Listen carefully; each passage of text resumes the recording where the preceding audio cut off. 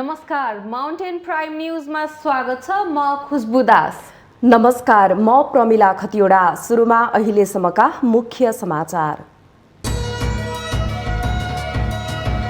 Padma media group अन्तर्गतका तीनवटै television वैशाख 1 देखि HD प्रविधिमा। टेलिभिजनले जिम्मेवार पत्रकारितालाई निरन्तरता दिने कम्पनीको प्रतिबद्धता। वर्ष 2078 को आगमनसँगै सामाजिक, राजनीतिक र आर्थिक क्षेत्रमा सुधारको अपेक्षा। गत वर्षका राम्रो कुरालाई निरन्तरता दिने र मुलुकमा समृद्धि, शान्ति र खुशी ल्याउने विश्वास।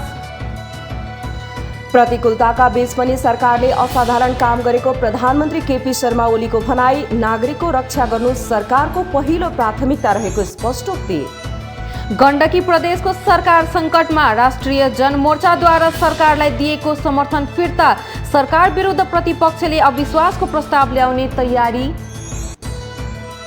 कोरोनाको कारण वर्ष 2077 नेपाली आर्थिक क्षेत्रका लागि सुखद बन्न सकेन। पर्यटन क्षेत्र गम्भीर रूपमा प्रभावित, तर रेमिट्यान्स लगायतका क्षेत्रमा भने राम्रो सुधार।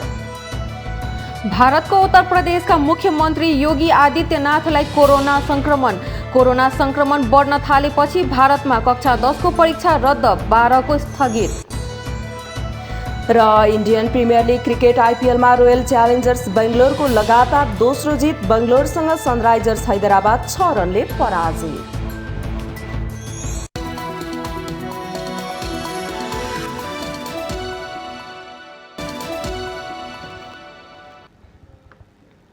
अब समाचार विस्तारमा।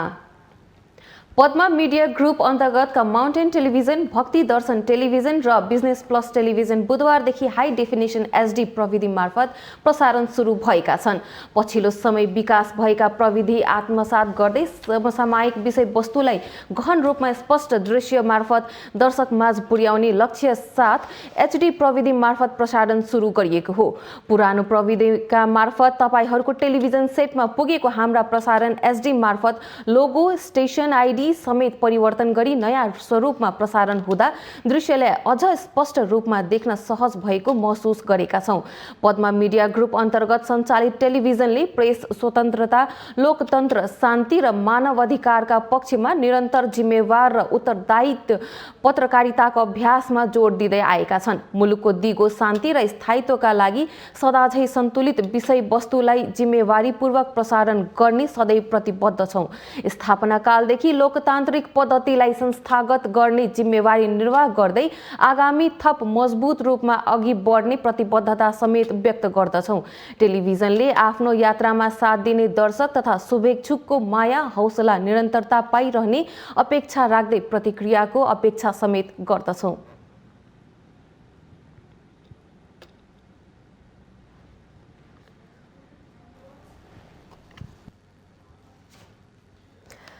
वर्ष 2077 हामीबाट बिदा भएको छ। त्रास र अन्योलमा बितेको यो वर्षभर कोरोना महामारीका कारण तनावपूर्ण बन्यो। सामाजिक, राजनीतिक र आर्थिक सबै क्षेत्रले नचाहँदा नचाहँदै पनि सङ्कटबाट गुज्रनु पर्यो। तर नयाँ वर्ष 2078 हाम्रो आँगनमा आइपुगेको छ। नयाँ वर्षले अघिल्ला वर्षका सबै समस्या समाधान गर्ने जनअपेक्षा छ। गत वर्षका राम्रा कुरालाई निरन्तरता दिँदै नयाँ वर्षले समृद्धि, शान्ति र खुसी ल्याउने अपेक्षा गरिएको छ। वैशाख 1 बाट भित्ताको क्यालेन्डर परिवर्तन भएको छ। त्रास र अन्योलमा बितेको 2077 हामीसँग बिदा भएसँगै हाम्रो आँगनमा 2078 को नयाँ घाम उदाएको छ। तर 2077 ले सिर्जना गरेका अनेक खाले चुनौती र त्रास नयाँ वर्ष 2078 सँगै हामी माझ उपस्थित भएका छन्। 2077 को पुरै 1 वर्षको अवधिभरि नै विश्वव्यापी रूपमा फैलिएको कोरोना महामारीबाट नेपाल पनि अछुतो रहन सकेन। 2077 यथार्थमा दुस्वप्नकै रूपमा बितेको छ। यद्यपि 2077 को आगमनको हर्षमा सुख, शान्ति र समृद्धिको कामना नगरिएको पनि होइन। तर पनि सिङ्गो विश्वसँगै नेपाल त्रासपूर्ण स्थितिबाट वञ्चित भने रहन सकेन।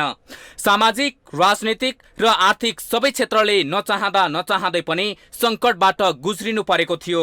समाज विश्वव्यापी कहरबाट आक्रान्त बन्न पुगेको थियो भने यही कहरले मुलुकको अर्थतन्त्रलाई नै तहस नहस पारिदिएको थियो। मुलुक कोरोना त्रासदीमा रोमलिँदै गर्दा पनि राज्यले संक्रमण न्यूनीकरणका लागि गरेका प्रयासमा सामान्य व्यवस्थापकीय कमजोरी देखिएकै भए पनि यसमा सरकारले समय नगुज्राइकनै अपनाएको सावधानीका कारण मुलुकले त्यति मानवीय क्षति भने बेहोर्नु परेन जति अन्यत्र भएको थियो।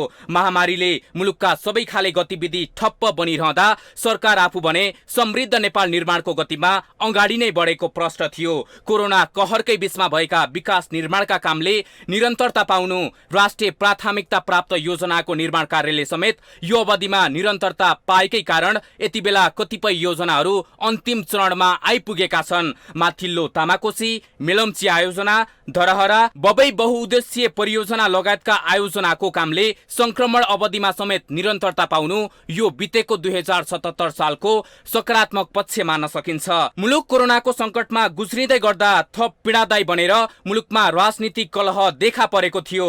विश्वव्यापी कोरोना संक्रमणका कारण लाखौं व्यक्तिले अकाल मृत्युवरण गर्न पुगेका थिए। कोरोना संक्रमणलाई नियन्त्रण गर्नकै लागि अपनाइएको लकडाउनकै कारण नागरिकहरू आफ्नै घर छिमेकमा समेत परदेशी जस्ता भएर बाँच्न बाध्य भएका थिए। सामाजिक संरचना नै ध्वस्त हुने अवस्थामा 2077 सालभरि नै जारी रह्यो। यद्यपि 2077 को वर्षान्तकै समयमा कोरोना विरुद्धको खोपको विकास भइदिनाले मानिसमा बाँच्ने आशा भने पलाएको छ। हामीलाई चुनौतीको चाङ नै छोडेर विदा भएको 2077 को सुखद पक्ष यो पनि हो।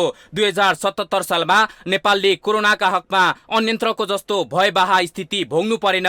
महामारीको सबैभन्दा ठूलो मार मुलुकको आर्थिक क्षेत्रले भोग्नु परेको थियो। झण्डै 5 महिना लामो बन्दाबन्दी र त्यसपछिका दिनमा पनि नागरिकमा रहेको त्रासले निरन्तरता नै पाउँदै गएका कारण पनि मुलुकको आर्थिक क्षेत्र तङ्ग्रिनै नसकेको अहिलेको अवस्था रहेको छ। तर यो नयाँ वर्षमा थप विपत्ति आइपरेन भने असहज बनेको मुलुकको आर्थिक र सामाजिक क्षेत्र सहज बन्ने आशा गर्न सकिन्छ।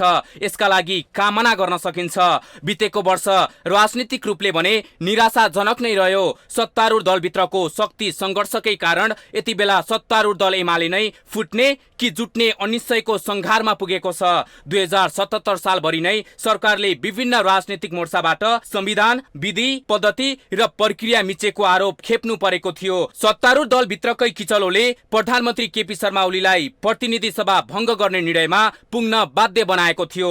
प्रधानमन्त्रीको उक्त निर्णयलाई सर्वोच्च अदालतले बदर गरिदिएपछि त मुलुकको राजनीति झनै धमलिएको अवस्थामा 2078 सँगै हामी बीच उभिन आइपुगेको छ। राजनैतिक रूपले पनि यो सँगै मुलुक थप चुनौतीको सामना गर्न तयार भएर बस्नुपर्ने अवस्थामा हामी नयाँ वर्षको स्वागत पनि गर्दछौं। यो मात्र होइन, यति बेला 2077 ले हामी बीच सत्ता विरुद्धमा लागेका राजनैतिक पार्टी र तिनका नेताहरूको अहंकार, स्वार्थ र व्यक्तिगत कुण्ठाकै कारण विकृत बनेको राजनीतिलाई धरोहरका रूपमा छाडेर 2077 विदा भएको छ। कोरोनाको असरका कारण कमजोर बनेको आर्थिक व्यवस्था र देशलाई नै अस्थिर बनाउने गरी मुलुकका राजनीतिक पार्टीहरूले मच्चाएको राजनीतिक वितण्डालाई जस्ताको त्यस्तै छाडेर विदा भएको 2077 सँगै सुरु भएको 2078 को मूल दैलोमै कोरोनाको दोस्रो लहर उभिन पुगेको छ। यो अवस्थामा आउने दिनले सुर्साको जस्तो मुख बाहिर बसेका चुनौतीको सामना गर्ने साहस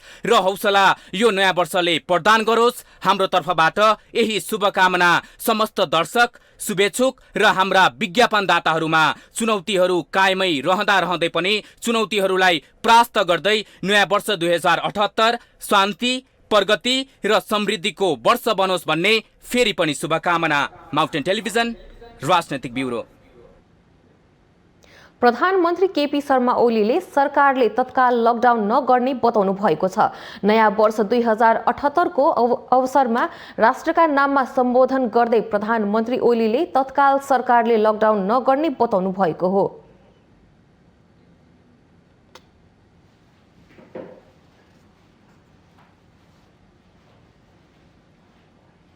लकडाउनका कारण देशको अर्थतन्त्रमा गम्भीर असर पर्ने भएकाले सरकार लकडाउन गर्ने पक्षमा नरहेको प्रधानमन्त्री ओलीले बताउनु भएको हो। प्रधानमन्त्री ओलीले स्वास्थ्य मापदण्ड अनिवार्य अपनाउन भने सबैमा अपिल गर्नुभएको छ। उहाँले सरकारले केही गरेन भनेर जनतामा निराशा बढाउने काम भएको भन्दै आफ्नो नेतृत्वको सरकारले प्रतिकूलताका बीच पनि असाधारण काम गरेर जनतामा आशा जगाउने काम गरेको बताउनुभयो। सरकारले प्रतिदिन 5 किलोमिटर भन्दा बढी सडक निर्माण गरिरहेको र एक दिनमा कम्तीमा 12 वटाका दरले आवास बन्दै गरेको प्रधानमन्त्री ओलीको भनाइ छ। हामीले बाटाहरूको सन्दर्भमा भन्ने हो भने थुप्रै बाटा दिनमा 5.5 किलोमिटर भन्दा बढी बाटो, प्रतिदिन 5.5 किलोमिटर बाटो बनेको छ। त्यस्तै प्रधानमन्त्री ओलीले आउँदो बजेटमा सामाजिक सुरक्षा भत्ता वृद्धि गरिने बताउँदै करिब 60 लाख सामाजिक सुरक्षामा आबद्ध भएको जानकारी समेत दिनुभयो। पूर्व पश्चिम रेल मार्गमा ट्र्याक बनाउने काम समेत तीव्र गतिमा अगाडि बढेको बताउँदै प्रधानमन्त्री ओलीले मेलम्चीको सपना पूरा गरेर आफूहरू जस वा श्रेय लिने होडबाजीमा नलागेको दाबी समेत गर्नुभयो। उहाँले वर्तमान सरकारले कोशी, कर्णाली र कालीगण्डकी करिडोरको काम तीव्र बनाएको, राष्ट्रिय महत्त्वका सडक चौडा बनाएको, नयाँ विमानस्थल निर्माणका साथै कतिपय विमानस्थल रातको समयमा पनि सञ्चालन गर्न सकिने बनाएको बताउनुभयो। साथै उहाँले हरेक दिन एउटा झोलङ्गे पुल र प्रत्येक 2 दिनमा एउटा सडक पुल तथा हरेक तेस्रो दिन एउटा ग्रामीण सडक पुल निर्माण भइरहेको पनि स्पष्ट पार्नु भएको छ। हरेक दिन कम्तीमा एउटा भन्दा बढ्ता दरले झोलङ्गे पुल, हरेक दोस्रो दिन कम्तीमा एउटा सडक पुल, हरेक तेस्रो दिन एउटा ग्रामीण सडक पुल, त्यस ढङ्गले निर्माण। त्यस्तै गरी उहाँले फाटो र दूरी हटाएर एकता कायम गर्ने ध्यानमा सरकार रहेको भन्दै सम्पूर्ण सामर्थ्य र शक्ति देश विकासमा केन्द्रित गर्नुपर्ने बताउनुभयो। उहाँले यस वर्ष हिंसाको बाटो लिइरहेको विप्लव नेतृत्वको समूहलाई शान्तिपूर्ण मूलधारमा फर्काउन सफल भएको भन्दै राजनीतिक अभिष्ट शान्तिपूर्ण र संवैधानिक बाटोबाट प्राप्त गर्न सकिनेमा ध्यानाकर्षण समेत गराउनुभयो। प्रधानमन्त्री ओलीले समग्रमा 2077 सालमा राजनीतिक हिसाबले पृथकतावादलाई अन्त्य गर्दै राष्ट्रिय एकतातर्फ अघि बढेको उल्लेख समेत गर्नुभएको छ। यस वर्ष हिंसाको बाटो लिइरहेको समूहलाई शान्तिपूर्ण राजनीतिको मूलधारमा फर्काउने सफलता प्राप्त गरेर हामीले अर्को सफलता प्राप्त गर्यौँ कि अब देशमा हिंसाको राजनीति छैन, अर्थात् राजनीतिलाई हिंसाको माध्यमबाट आफ्ना उद्देश्य प्राप्त गर्ने तरिका अवलम्बन गर्ने कुनै समूह छैन। अर्थात् अब राजनीतिक अभिष्ट संवैधानिक र शान्तिपूर्ण राजनीतिको मूलधारबाटै प्राप्त गर्न सकिन्छ। 2077 सालमा जनतालाई भड्काउने र निराशा जगाउने तत्त्व सक्रिय रहे पनि सरकारको सुझबुझका कारण जनतामा आशा जगाउन सफल भएको उहाँले बताउनुभयो। जनकपुरमा आएका 2वटा रेलहरू यही महिनादेखि सञ्चालनमा ल्याइने प्रधानमन्त्री ओलीको भनाइ छ। साथै रानीपोखरी दरबार हाई स्कुलको निर्माण सम्पन्न भइसकेको जानकारी दिँदै प्रधानमन्त्री ओलीले भूकम्पका कारण ध्वस्त भएको धरहरा यही वैशाख 11 गते उद्घाटन गरिने समेत जानकारी दिनुभयो। प्रधानमन्त्री ओलीले कृषिलाई आधुनिकीकरण गर्न सोइल म्याप जाँच गर्ने प्रविधि विकास गरिएको बताउनुभयो। साथै किसानलाई लक्षित गर्दै नयाँ वर्षकै दिनबाट मेरो किता कार्यक्रमको शुभारम्भ गरिने उहाँको भनाइ छ। सिंहदरबारमा बसेर देशका ठूला विकास निर्माणका कामलाई निरीक्षण गर्न सकिने प्रविधिको वर्तमान सरकारले विकास गरेको प्रधानमन्त्री ओलीको भनाइ छ। त्यस्तै गरी प्रधानमन्त्री ओलीले नयाँ वर्षमा पात्रो र मिति मात्र परिवर्तन नभएर देश पनि परिवर्तन गर्ने अठोट समेत व्यक्त गर्नुभएको छ। माउन्टेन टेलिभिजनका लागि राजनीतिक ब्युरोको रिपोर्ट। प्रधानमन्त्री केपी शर्मा ओलीले शहीद र घाइतेको बलिदानबाट देशमा संघीय लोकतान्त्रिक गणतन्त्रात्मक व्यवस्था प्राप्त भए पनि पीडित वर्गले लाभ लिन नपाएको बताउनु भएको छ। बुधबार लोकतन्त्रका योद्धा सम्मान कार्यक्रमलाई सम्बोधन गर्दै प्रधानमन्त्री ओलीले शहीद र घाइतेको बलिदानीबाट प्राप्त भएको व्यवस्था केही सीमित व्यक्तिलाई मात्र प्राप्त भएको बताउनु भएको हो। एउटा नयाँ संघीय लोकतान्त्रिक गणतन्त्र प्राप्त गरेको छ। प्राप्ति त भयो, शहीदको बलिदानबाट प्राप्ति भयो, घाइतेका यो त्यागबाट पीडाहरूबाट प्राप्त भयो। तर प्राप्त चाहिँ भयो, प्राप्त कसलाई भयो भन्दा जसले बलिदान दिए तिनका परिवारका लागि प्राप्त नहुने, जसले आफू बलिदान भएर आफ्ना अङ्ग आफू अङ्गभङ्ग भएर छेदविच्छेद भएर तिनका लागि केही पनि प्राप्त नहुने, तिनका बा आमाहरू वृद्ध अवस्थामा बेसहारा हुने, तिनका बाल बच्चा बेसहारा हुने, त्यस प्रकारको स्थिति हुनु हुँदैन। आफू प्रधानमन्त्री हुन नपाएपछि केही व्यक्तिले प्रतिगमन भयो भन्दै हल्ला चलाएको उहाँको आरोप छ। कसैले संविधान खोसिया छ र? संविधान खोसिया छैन, व्यवस्था खोसिया छैन, जनताका अधिकार खोसिएका छैन, लोकतन्त्रका आधारभूत मूल्य मान्यता केही तलमाथि परेर केही पनि परेन। केही मान्छेहरूको महत्त्वाकांक्षा पुरा हुन पाएन। लुटपाट गरेर लुटेरा तरिकाले सरकारमा पुग्न पर्ने त्यो कुरा रोकियो। त्यसो भएपछि प्रतिगमन भयो। आफूले ध्वस्त पार्न खोज्न सकेन भने प्रतिगमन भयो भनेर हल्ला चलाउने। सरकारी कर्तव्य निर्वाह गर्ने विद्रोही र सर्वसाधारण सबैले द्वन्द्वको पीडा भोग्न बाध्य भएको प्रधानमन्त्री ओलीको भनाइ छ। लोकतन्त्र योद्धा सम्मानमा 2062-63 को जनआन्दोलन, माओवादी सशस्त्र युद्ध र मधेस आन्दोलनमा ज्यान गुमाएका परिवार, घाइते तथा अपाङ्गता भएकाहरू तथा 176 जना बहिर्गमित पूर्व लडाकुहरूलाई लोकतन्त्रका योद्धाको रूपमा सरकारले सम्मान गरेको थियो।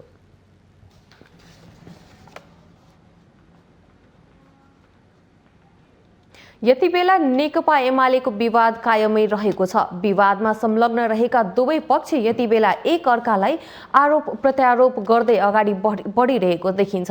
बोलीमा पार्टीमा एकता कायम राख्ने भनाई दुवै पक्षले दोहोर्याए पनि विवाद समाधान भने कुनै पनि पक्षको अग्रसरता देखिँदैन। एमाले माओवादी छुट्टिएपछिको अवस्थामा एमाले भित्रको विवाद झनै चर्केर गएको छ। यति बेला माओवादीमा भने प्रकट रूपमा नेतृत्वको विरोध गर्ने देखिएका छैनन्। यता एमालेको नेतृत्वसँग असन्तुष्ट रहनेहरूको जमात भने बाक्लै छ। पार्टी अध्यक्ष तथा प्रधानमन्त्री केपी शर्मा ओलीले गत फागुन 28 गते एकपक्षीय रूपमा केही निर्णय गरेपछि पार्टीका वरिष्ठ नेता झलनाथ खनाल र नेता माधव कुमार नेपाल समूहले काठमाडौँमा राष्ट्रिय कार्यकर्ता भेलाको आयोजना नै गरे। उक्त भेलाले 2075 जेठ 2 गतेको अवस्थामा फर्किनुपर्ने, फागुन 28 गते ओली समूहले गरेको निर्णय खारेज गर्नुपर्ने लगायतका निर्णय गरेको थियो। यो सँगै नेकपा विवादको श्रृङ्खला सुरु भएको हो। यति बेला दुवै पक्ष एक अर्कोलाई दोषारोपण गरिरहेका छन् भने विवाद समाधानमा कुनै पक्ष अगाडि आएको देखिँदैन। यही क्रममा एमाले नेत्री रचना खड्का सर्वोच्च अदालतको फैसला बमोजिम एमालेको पुरानै केन्द्रीय कमिटीलाई मान्यता दिनुपर्ने बताउनुहुन्छ। एकता गरेर जाने सन्दर्भमा के का आधारमा एकता हुन्छ त भनेर हेर्ने हो भने एकताको आधार भनेको त फागुनको 23 गतेको अदालतको फैसला नै एकताको आधार हो। अदालतको फैसला के हो त भन्दाखेरि अब नेकपा एमाले 2075 साल जेठ 2 गते अगाडि फर्कियो है भनेर भनिसके पछाडि अब हामीले गर्नु के पर्यो त भन्दा नेकपा एमालेको वैधानिक कमिटीको बैठक बोलाउनु पर्यो। वैधानिक कमिटी भनेको 2072 जेठ 2 भन्दा अगाडिको कमिटीको बैठक बोलाउनु पर्यो र त्यो बैठकले निर्णयहरू गरेर जानु पर्यो र त्यो निर्णयका आधारमा पार्टी चल्नु पर्यो। यस्तै संस्थापन पक्ष भने नेपाल खनाल समूहका कारण विवाद भएको भन्दै यसलाई रोकेमा विवाद समाधान हुने बताउँदै आएको छ। देशभर नेपाल खनाल समूहले 64 जिल्लामा समानान्तर कमिटी गठन गरेकाले पनि एमालेको विवाद समाधानको सम्भावना पातलो भएको एमाले नेता बालकृष्ण देउजा बताउनुहुन्छ। आफ्नै पार्टीका विरुद्धमा जो गतिविधिहरू समानान्तर गतिविधिहरू सञ्चालन गरिरहनु भएको छ यो कुरालाई तत्काल रोक्नुपर्छ।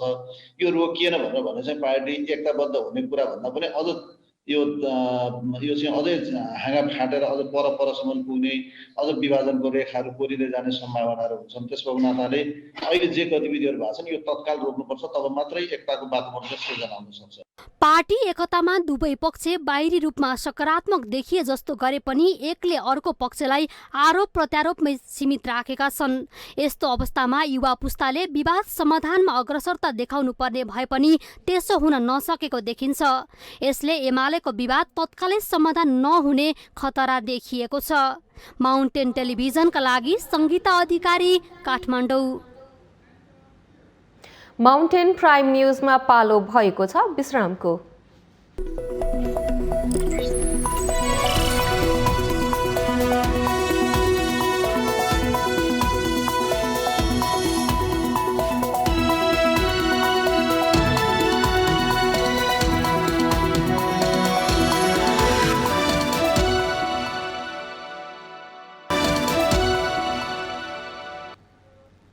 विश्रामपछि स्वागत छ। अब बाँकी समाचार। मुख्यमन्त्री पृथ्वी सुब्बा गुरुङ नेतृत्वको गण्डकी प्रदेश सरकार सङ्कटमा परेको छ।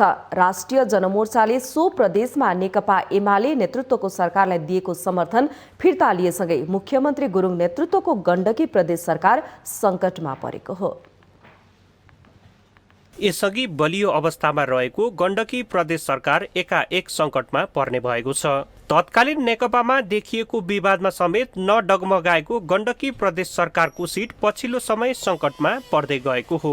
विशेष गरी सो प्रदेशमा सरकारका विषयमा निर्णायक शक्ति बनेको राष्ट्रिय जनमोर्चाले एमालेका तर्फबाट मुख्यमन्त्री बन्नुभएका पृथ्वी सुब्बा गुरुङलाई दिएको समर्थन फिर्ता लिने निर्णय गरेसँगै अहिलेको अवस्था सिर्जना भएको हो। गण्डकी प्रदेशमा यसअघि नेकपा माओवादी केन्द्रका 2 जना मन्त्रीले राजीनामा दिइसक्नु भएको छ। माओवादी निकट मन्त्री फिर्ता भएसँगै गण्डकीमा सरकार निर्माणको कसरत सुरु भएको थियो। 3 दलहरू मिलेर अविश्वासको प्रस्ताव लैजाने विषयमा पहिले नै सहमति भइसकेको भन्दै जनमोर्चाको थप साथसँगै केही दिनमा नै अविश्वासको प्रस्ताव पेश गरिने माओवादी केन्द्रका नेता हरिबहादुर चुमानले जानकारी दिनुभयो। मुख्यतः नेपाली काङ्ग्रेस, माओवादी केन्द्र र जनता समाजवादी पार्टीको बीचमा हाम्रो अब छलफल चल्दै आएकै थियो।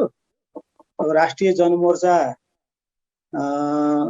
को अलि ढिलो भयो। अब राष्ट्रिय जनमोर्चाले पनि अब निर्णय गरिसकेपछि अब 4 दल नै अब यो अविश्वासको प्रस्तावको तयारी गरेर 4 दल नै त्यसमा 4 दलकै हस्ताक्षर सहित अब हामी यो अविश्वासको प्रस्ताव दर्ता गर्ने प्रक्रियामा अगाडि बढ्छौँ। त्यस्तै गरी राष्ट्रिय जनमोर्चाकी प्रदेशसभा सांसद पियारी थापा तत्कालीन नेकपालाई जनमोर्चाले समर्थन दिएकाले एमालेलाई मात्र समर्थन गरेको बुझ्न नहुने बताउनुहुन्छ। वास्तवमा भन्यो भने नेकपाको सरकारलाई हामीले समर्थन दिएका थियौँ। यहाँ पनि नेकपाको सरकार थियो, तर अहिले पछिल्लो समय सर्वोच्चले जुन निर्देशन गर्यो, सर्वोच्चले 2टा पार्टी बनाइदियो। त्यस कारणले गर्दाखेरि अब यहाँ त फेरि माओवादी र एमाले फेरि एकै फरक फरक पार्टी बन्न पुग्यो। अनि त्यस पछाडि त नेकपा त यहाँ रहेन। त्यस कारणले गर्दाखेरि हाम्रो समर्थन केलाई थियो भने नेकपाको सरकारलाई समर्थन थियो। तर अहिलेको अवस्थामा नेकपा नभइरहेको अवस्थामा हामीले एकल एमालेलाई मात्रै समर्थन गरेको अवस्था थिएन। स्पष्ट अहिलेसम्म पार्टीको के नीति छ भने अब नयाँ बन्ने सरकारमा पनि हामी उपस्थित हुँदैनौँ। हामीले बाहिर बसेर हामीले समर्थन दिन्छौँ, होइन, आलोचनात्मक समर्थन दिन्छौँ। गण्डकीमा सरकार बनाउन 31 सिट आवश्यक पर्दछ। नेपाली काङ्ग्रेस, माओवादी केन्द्र, जनता समाजवादी पार्टीले यसअघि नै मुख्यमन्त्री गुरुङ विरुद्ध अविश्वासको प्रस्ताव ल्याउने सहमति गरिसकेका थिए। यस्तो अवस्थामा जनमोर्चाले पनि उनीहरूलाई साथ दिने निष्कर्ष निकालेसँगै गण्डकी प्रदेशको सत्ता समीकरण आगामी दिनमा कसरी अगाडि बढ्छ भन्ने आम चासोको विषय बनेको छ। माउन्टेन टेलिभिजनका लागि सरोज बस्यालको रिपोर्ट। पछिल्लो समय कोरोना संक्रमण फेरि उकालो लागेको छ। अहिले कोरोनाबाट बढी जोखिममा बालबालिका परेको पाइएको छ। यसप्रति चिन्ता बढ्दै जाँदा सरकार र विद्यालय सञ्चालक भने आफ्नै सुरमा देखिन्छन्।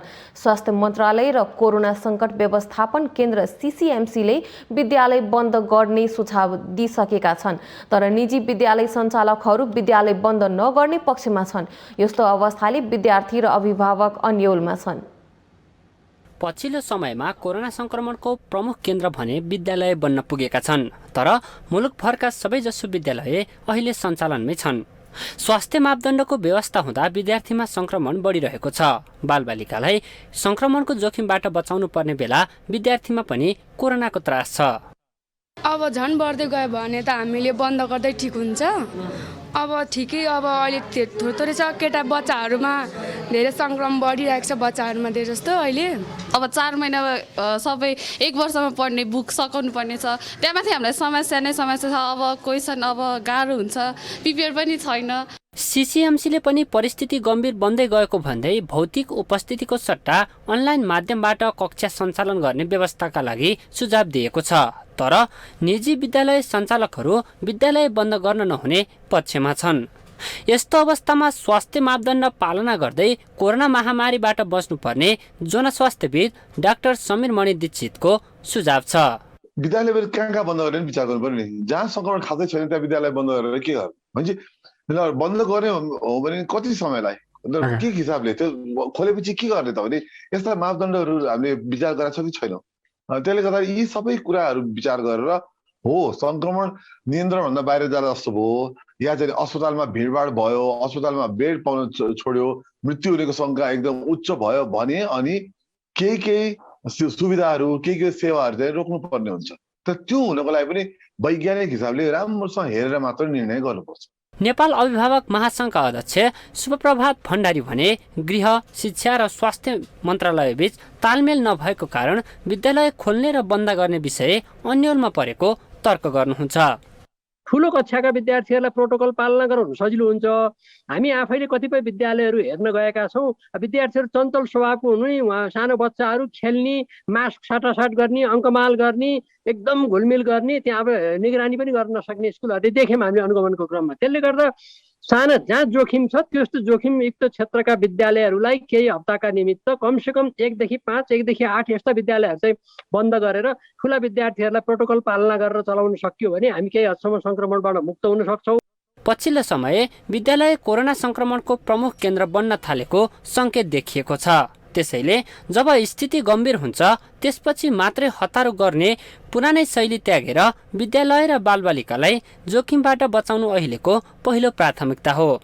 त्यसैले सरकारले संक्रमण बढ्नु अगाडि नै ठोस निर्णय गर्न ढिला गर्नु हुँदैन। Mountain television, Kathmandu.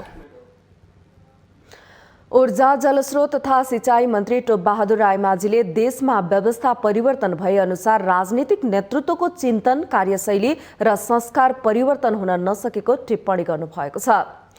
अखिल छैटौले बुधबार काठमाडौँमा आयोजना गरेको कार्यक्रममा मन्त्री रायमाझीले व्यवस्था परिवर्तन भए पनि राजनीतिक नेतृत्वमा निरङ्कुश व्यवस्थाको चिन्तन, प्रवृत्ति, संस्कार र संस्कृतिहरू कायमै रहेको टिप्पणी गर्नुभएको हो।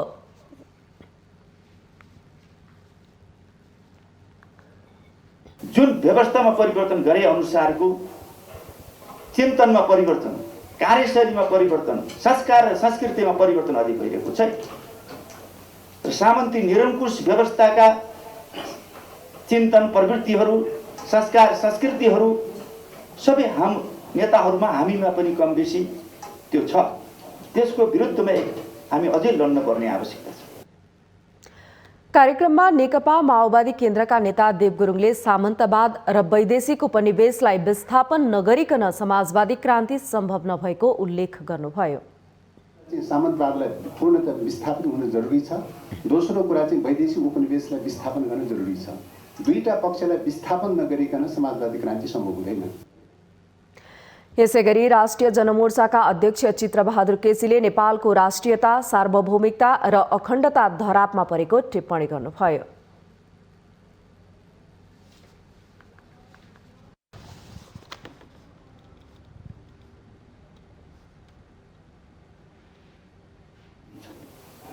हाम्रो आफ्नो व्याख्या होला, आफ्नो कुरा होला, तर सबैकै कुरामा हामी सहमत छौँ भने 70 वर्षदेखि लडेर हामी ल्याएको देखाउँ चाहिँ यो दलीय व्यवस्थासँग धरापमा पर्न।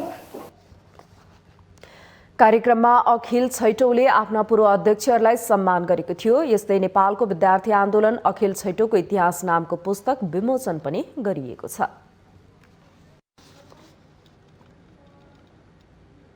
सिराहाको कल्याणपुर नगरपालिकाका कार्यवाहक मेयर र प्रशासकीय अधिकृतले मिलोमतो व्यापक अनियमितता भएको भन्दै वडा अध्यक्ष र कार्यपालिका सदस्यहरूले नै तालाबन्दी गरेका छन्। सिराहाको कल्याणपुर नगरपालिकाका कार्यवाहक मेयर रोहिणी कुमारी यादव र प्रमुख प्रशासकीय अधिकृत जय प्रसाद दासको मिलोमतोमा अनियमितता भएको भन्दै वडा अध्यक्ष र कार्यपालिका सदस्यहरू विरोधमा उत्रिएका छन्। नगरसभाले पास गरेको योजना समेत कार्यपालिका बैठक बिनै मनोमानी ढङ्गले परिवर्तन गरी कार्यवाहक प्रमुख रोहिणी कुमारी यादव र प्रमुख प्रशासकीय अधिकृत जयप्रसाद दासको मिलोमतोमा अनियमितता गरिएको भन्दै तालाबन्दी गरिएको छ। कल्याणपुर नगरपालिकामा बहुमत कार्यपालिकाका 8 जना सदस्य सहित 9 जना वडा अध्यक्षहरूले 11 सूत्रीय माग सहित नगरपालिकामा तालाबन्दी गर्दै प्रेस विज्ञप्ति जारी गरेका छन्। विज्ञप्तिमा कार्यपालिका बैठक नबसी अपारदर्शी तरिकाले कर्मचारी भर्ना खारेज, पोखरी ठेक्कामा गरिएको अनियमितता पारदर्शी गर्नुपर्ने, अधिकृतले आफू खुसी बाडेको योजनाहरू बदर गरी कार्यपालिकाको निर्णय अनुसार गर्नुपर्ने, वडा अध्यक्षहरूको जानकारी बिना नगर स्तरीय योजनाको उपभोक्ता समिति गठन प्रक्रिया रोक्नुपर्ने लगायतका माग राखिएको छ।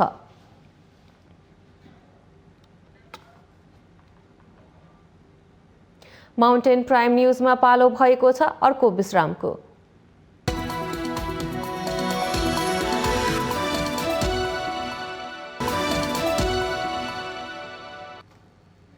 विश्रामपछि स्वागत छ। अब बाँकी समाचार। नयाँ वर्ष 2078 को अवसर पारेर बुधबारदेखि विष्णुमती नदी सफाई अभियान सुरु गरिएको छ। नयाँ वर्षको पहिलो दिन पारेर बुधबार विष्णुमती नदी सफाई अभियान सुरु गरिएको हो। विष्णुमती सफाई अभियानको आयोजनामा बुधबार बिहान विष्णुमती नदीको शोभा भगवती क्षेत्रबाट सफाई अभियान सुरु गरिएको छ।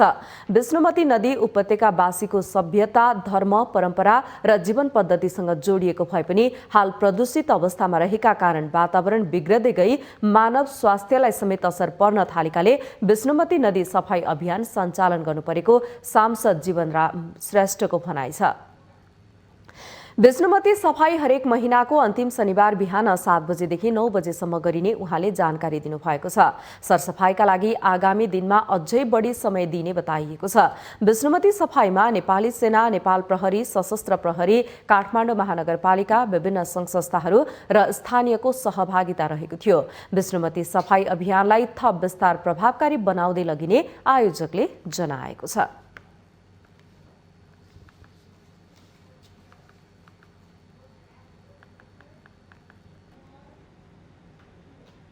अब पालो आर्थिक समाचारको। कोरोना महामारीका कारण वर्ष 2077 नेपाली आर्थिक क्षेत्रका लागि सुखद बन्न सकेन। विश्वव्यापी रूपमा फैलिएको कोरोनाका कारण विश्व अर्थतन्त्र नै प्रभावित हुँदा नेपाल पनि अछुतो रहन सकेन। सरकारले लगभग 7.2 को आर्थिक वृद्धि दर हासिल गर्ने उद्देश्य राखेको थियो, तर अहिले 2.7% हासिल गर्ने सम्भावनामा मात्र खुसी हुनुपर्ने अवस्था आएको छ। वर्ष 2077 हामीबाट बिदा भएको छ। यो वर्ष नेपालको आर्थिक क्षेत्र भने नराम्ररी प्रभावित भयो। विशेष गरी कोरोना महामारीका कारण मुलुकको आर्थिक मेरुदण्डको रूपमा रहेको पर्यटन क्षेत्र तथा होटल क्षेत्र तहस नहस नै भयो। यसको प्रत्यक्ष प्रभाव यो क्षेत्रमा जोडिएका 10 लाख मजदुरको रोजगारीमा समेत पर्यो। यस्तै ठूलो संख्यामा रोजगारी सृजना गरेको साना तथा मझौला उद्योगहरू अझै पनि सञ्चालनमा आउन सकेको छैन। आर्थिक गतिविधिमा देखिएको शिथिलताले बैंकिङ क्षेत्रलाई समेत छोयो। यो वर्ष बैंकिङ क्षेत्रले लगानी गर्ने ठाउँ नपाउँदा तरलता थुप्रिने समस्या देखियो भने अर्थ मन्त्रालयले पनि सोचे अनुसार पुँजीगत खर्च गर्न भने सकेन। तर वर्ष 2077 मा नेपालमा नराम्रा घटना मात्र भएनन्, रेमिट्यान्स आप्रवाह बढ्ने जस्ता सन्तोषजनक गतिविधि पनि रह्यो। यस्तै मल कारखाना खोल्ने तयारी नेपालमै गरिएको छ भने पशुपन्छी र माछा मासुमा आत्मनिर्भर भएको घोषणा समेत यस वर्ष भएको छ। हामीले आत्मनिर्भर हुने प्रयत्न गर्नुपर्छ, त्यसको लागि हामीले कृषिलाई नै छान्नुपर्छ भने आउँ मैले हैन। अब अहिले चाहिँ जुन सरकारी तथ्याङ्कहरू आए हामी आत्मनिर्भर भयौँ, त्यसमा चाहिँ छलफल छ। केही कुराहरू चाहिँ अलिकति राम्रोसँग प्रस्तुत भएनन् भन्ने चाहिँ हामीलाई लागे तापनि केही कुरा त राम्रो भयो होला है भन्ने लाग्छ कि यसरी नै हामीले चाहिँ अब अहिले नभए पनि 1 वर्षमा 2 वर्षमा आत्मनिर्भर हुन सक्यो भने यो राम्रो हो। मासु जन्ने कुरामा, अन्डामा, दूधमा मात्र आत्मनिर्भर हुन सक्यौँ भने त्यसपछि हामी सागसब्जी, फलफूल आदि इत्यादिलाई लिएर जान सक्छौँ। यस्तै लगानीको हिसाबले वातावरण बन्दै गएको अवस्थामा पूर्वाधार क्षेत्रमा सोचे भन्दा बढ़ी प्रगति भएको छ। मध्य पहाड़ी लोकमार्ग, उत्तर दक्षिण सड़क लगायतका 165 निर्वाचन क्षेत्रका सड़क र 7वटै प्रदेश समेटेर पालिकालाई केन्द्रसँग जोड्ने कालोपत्री सड़कको शिलान्यास गरिएको छ। वार्षिक 300 पुल निर्माण गर्ने लक्ष्य रहेकोमा फागुनसम्म 129 वटा निर्माण भएका छन्। लगानीको हिसाबबाट अलिकति वातावरण बन्दै गएको जस्तो छ। यो बिग्रियो भने फेरि त्यसलाई चाहिँ रिभाइभ गर्न गाह्रो हुन्छ। गत वर्षको यही नै हो, गरिबीलाई पनि यसले असर गर्यो, समग्र अर्थतन्त्रलाई असर गरेकोमा अब ग्रोथ कम हुनु स्वाभाविकै थियो। त्यसमा केही इन्डस्ट्रीहरूलाई अलि नराम्रोसँग प्रभाव पार्यो। अब केही त रिभाइभ गर्नै नसक्ने स्थितिमा अझै पनि छन्। टुरिज्म सेक्टर छटपटाइरहेको छ। वास्तव निकै धेरै इन्भेस्टमेन्ट भएको हो। त्यो इन्भेस्टमेन्ट चाहिँ अहिले रिटर्न दिनुपर्ने बेला त्यो आउन सकेको छैन। अब ब्याङ्कहरूको अहिलेको ट्रेन्ड हेर्दाखेरि तरलताको प्रब्लम छैन। यस्तै वर्ष 2077 मा शेयर बजारको क्षेत्र उत्साहप्रद नै देखिएको छ। शेयर बजारका परिसूचक बढेसँगै दोस्रो बजारमा भित्रिने लगानीकर्ताको संख्या पनि उल्लेख्य बढे। निजी क्षेत्र, उद्योगी व्यवसायीहरूले पुनरुत्थानतर्फ लम्किरहँदा 50% अर्थतन्त्र धराशायी भएको छ, जसका कारण आगामी वर्ष चुनौतीपूर्ण देखिएको छ। सुधारोन्मुख छौँ, हामी पुनरुत्थानतर्फ लम्किरहेका छौँ, तर 50% अर्थतन्त्र एकदमै धराशायी भएको अवस्था छ। त्यसमा पर्यटन क्षेत्र पनि पर्छ, ट्रेकिङ क्षेत्र, अन्य धेरै क्षेत्रहरू पर्छन्। यो किनभने फेरि हाम्रो विश्व ब्याङ्कको तथ्याङ्कले हामी कहाँ 50% भनेको अनौपचारिक अर्थतन्त्र छ। त्यो अनौपचारिक अर्थतन्त्रमा रहेका साना लघु स्वरोजगारका व्यापारीहरू, खुद्रा व्यापारीहरू, उहाँहरूले त त्यो रिफाइनेन्सिङको प्याकेज उपभोग पनि गर्न पाएनन्। सन् 2022 सम्ममा अतिकम विकसित मुलुकबाट स्तरोन्नति, सन् 2030 सम्ममा मध्यम आय भएको मुलुक बन्ने लक्ष्य र सन् 2043 मा उच्च आय भएको मुलुक बन्ने लक्ष्य सरकारको छ। कोभिडकै कारण विश्व अर्थव्यवस्था खस्कँदो रहँदा आगामी वर्ष चुनौतीपूर्ण हुने विश्लेषण गरिएको छ। माउन्टेन टेलिभिजनका लागि आर्थिक ब्युरोको साथमा प्रमिला खतिवडा, काठमाडौँ। हामीसँग अन्तर्राष्ट्रिय र खेल समाचार बाँकी नै छ। माउन्टेन प्राइम न्यूजमा पालो भएको छ अर्को विश्रामको।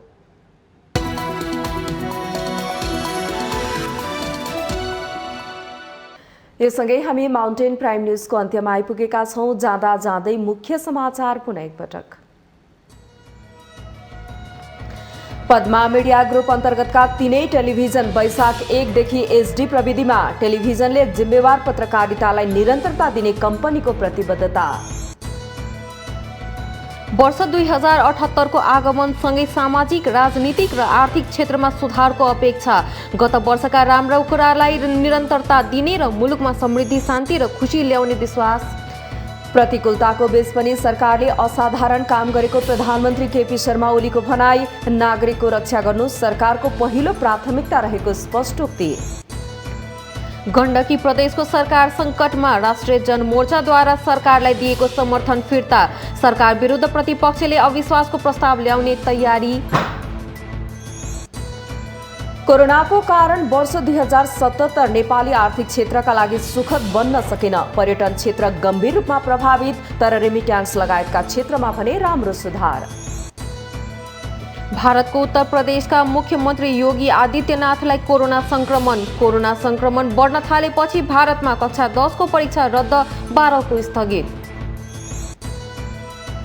र इन्डियन प्रिमियर लिग क्रिकेट आइपिएलमा रोयल च्यालेन्जर्स बेङ्गलोरको लगातार दोस्रो जित। बेङ्गलोरसँग सनराइजर्स हैदराबाद 6 रनले पराजित।